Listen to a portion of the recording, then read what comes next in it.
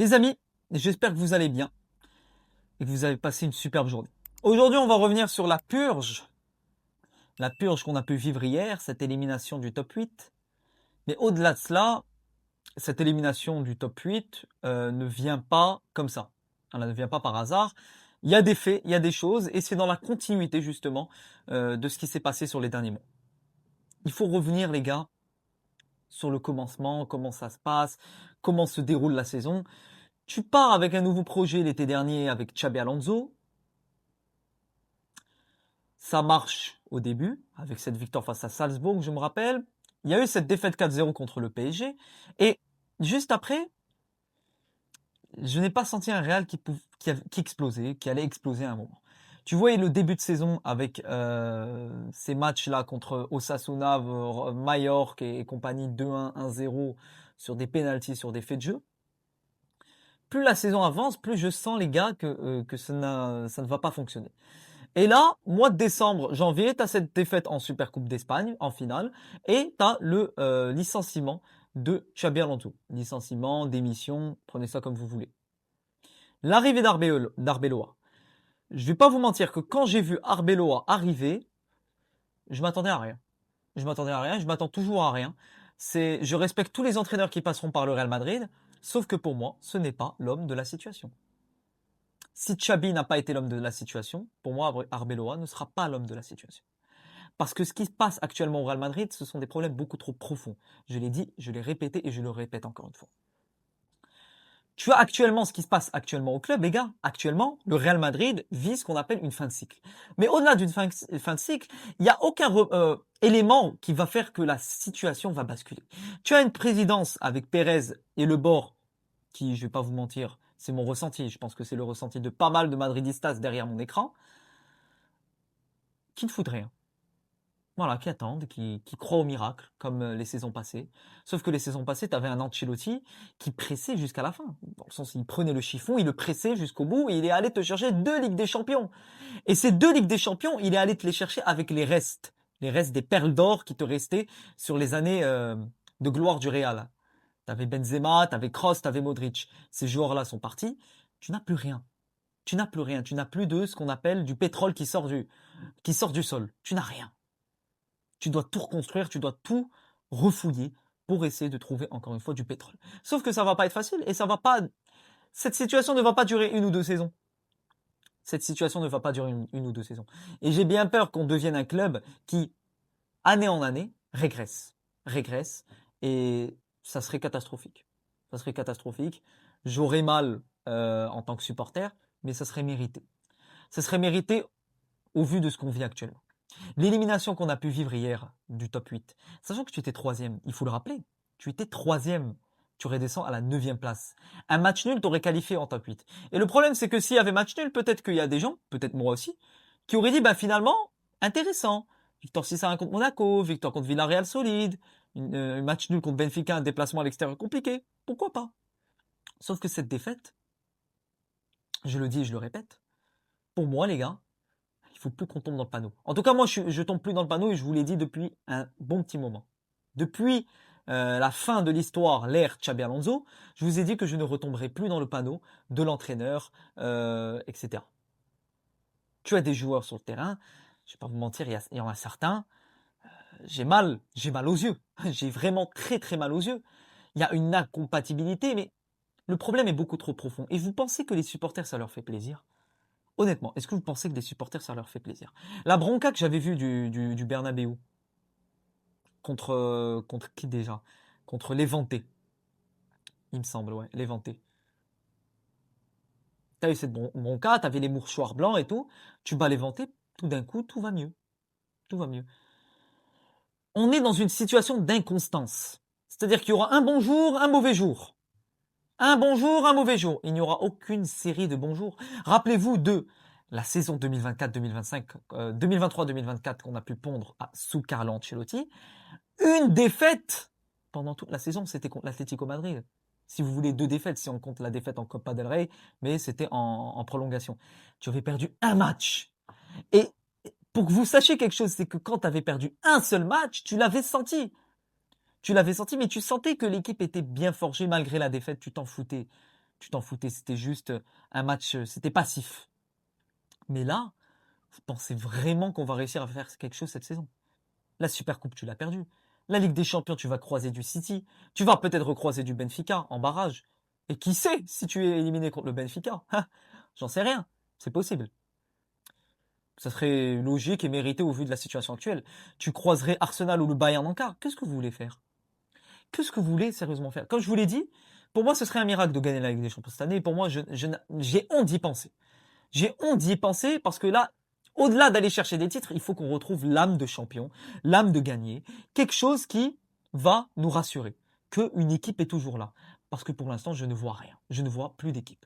Tu as des joueurs qui contrôlent tout. Vous allez me dire l'arrivée de Mbappé.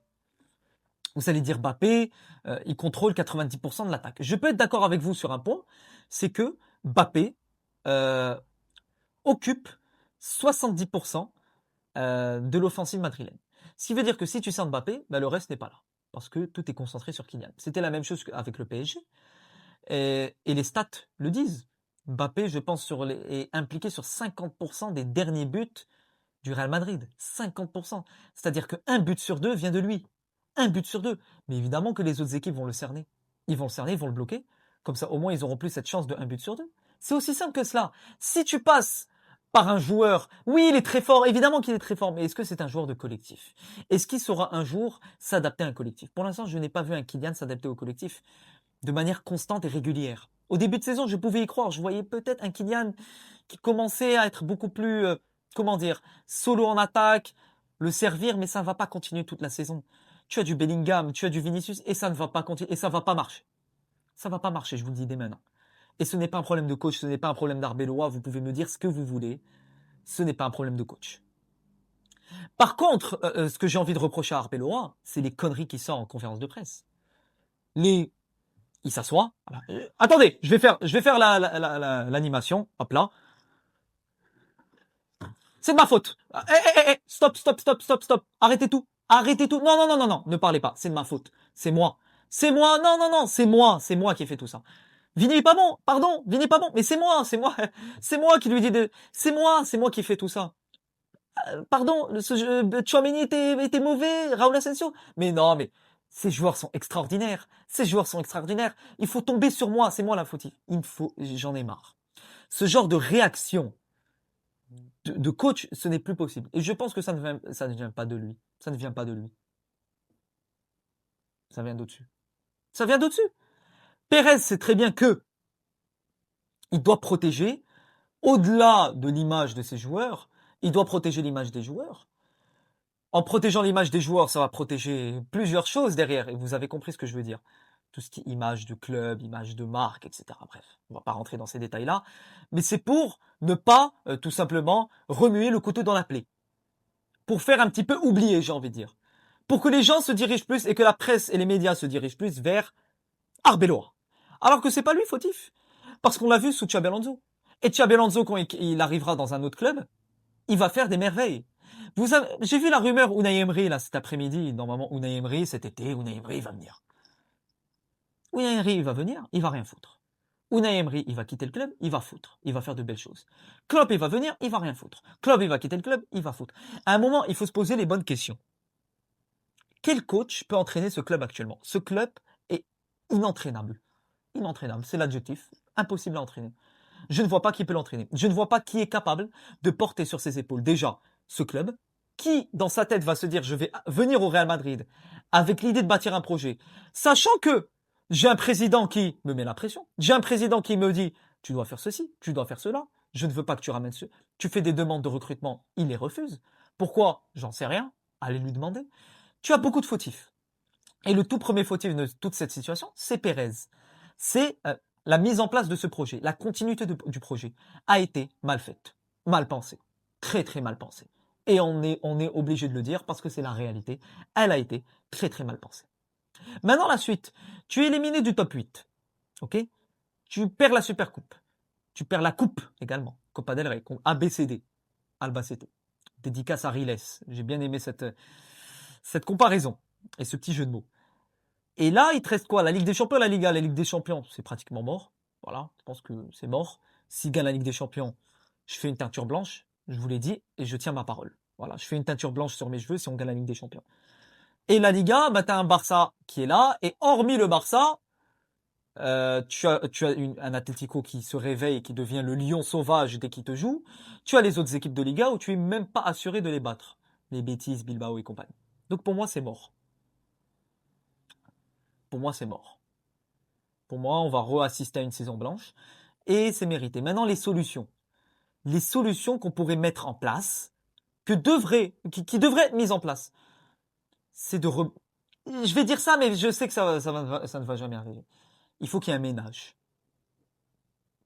Il faut qu'il y ait un ménage, mais même un ménage institutionnel. Parce que je pense qu'il y a certaines personnes au sein du club, en interne, qui ne sont plus qualifiées, qui n'ont plus les épaules pour diriger un club comme le Real Madrid, niveau sportif.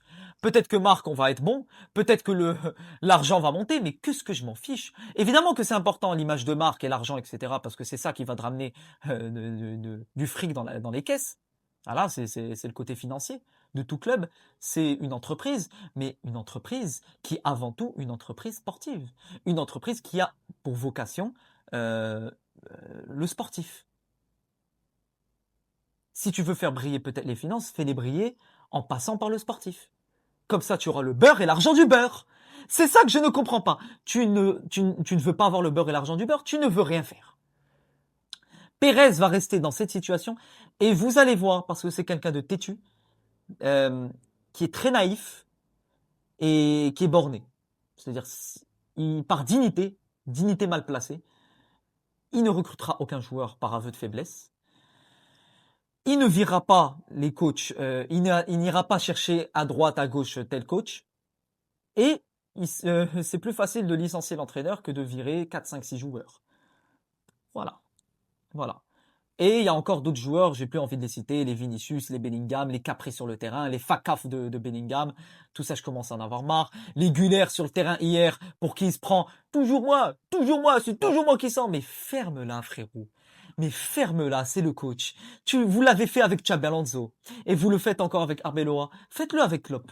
Faites-le avec Klopp ou avec Luis Enrique, et on verra qui rira bien. Rira bien, qui rira le dernier. Voilà, c'est la meilleure place pour cette expression.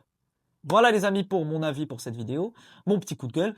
Un maximum d'avis dans les commentaires, bombardez-moi d'avis.